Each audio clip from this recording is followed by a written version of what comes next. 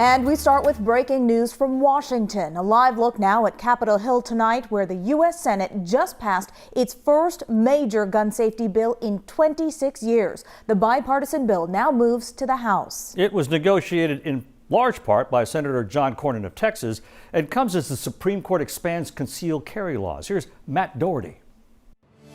The final vote was 65 to 33. This is the most sweeping gun bill passed by the Senate in decades.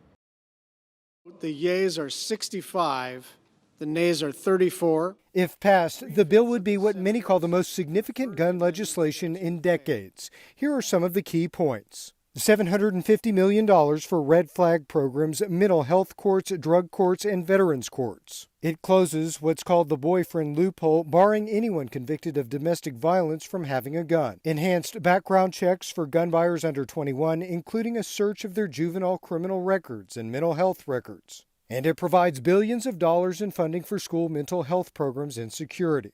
Texas Senator John Cornyn was the lead Republican negotiator on the bill. Will it save lives?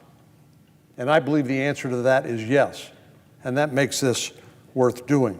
Unless a person is adjudicated mentally ill or is a violent criminal, no one's Second Amendment rights will be impacted by this legislation, period. Meanwhile, in New York gun owners have had to show a special need to get a permit that allowed them to carry guns in public, but not anymore after a Supreme Court ruling today. The lawful and legal gun owner of New York State is no longer going to be persecuted by laws that have nothing to do with the safety of the people. In the Supreme Court's 6-3 opinion, Judge Clarence Thomas wrote, quote, "The Second and 14th Amendments protect an individual's right to carry a handgun for self-defense outside of the home." Shocking.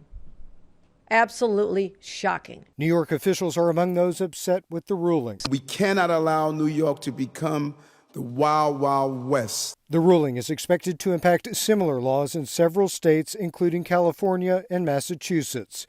In Houston, I'm Matt Doherty, KHOU 11 News.